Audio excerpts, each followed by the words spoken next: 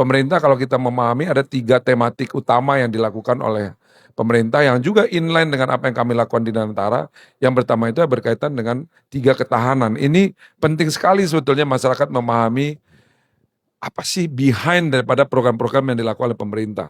Nomor 1 itu adalah mengenai ketahanan pangan, bahwa kita believe pangan ini adalah salah satu hal yang paling penting dan fundamental bagi bangsa dimanapun. Karena itu pemerintah berupaya bahwa bagaimana kemudian Indonesia memiliki ketahanan pangan. Kalau kita lihat ada program-program dari pengembangan sawah, ya, kemudian juga distribusi pupuk yang diperkuat dan lain sebagainya, kemudian juga pembangunan koperasi merah putih.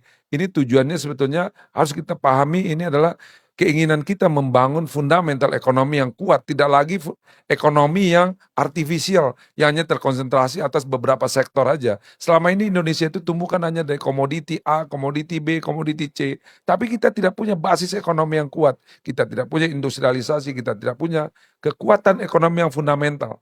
Inilah yang dilakukan oleh pemerintah hari ini itu betul-betul masuk ke sektor yang kita harapkan itu menjadi fundamental bagi pembangunan Indonesia ke depan. Satu, misalkan tadi kita bicara mengenai ketahanan pangan. Yang kedua adalah ketahanan energi. Bagaimana kita juga believe bahwa sebuah bangsa yang berdaulat itu harus memiliki ketahanan energi. Karena itu Danantara nanti juga akan invest di sektor-sektor yang sifatnya itu adalah mengurangi import kita. Sehingga harusnya bangsa yang berdaulat itu memiliki juga ketahanan energi. Bagaimana kemudian kita mengkonversi dari resources yang ada itu menjadi kita menurunkan import kita di sektor energi-energi yang tidak kita miliki. Misalkan kita akan ada program B40 dan lain sebagainya, masyarakat juga harus memahami bahwa orientasi daripada pemerintah hari ini itu adalah bagaimana membangun fundamental ekonomi yang kuat. Yang ketiga adalah ketahanan sumber daya manusia. Ini juga penting dikomunikasikan dan dimiliki pemahaman oleh masyarakat.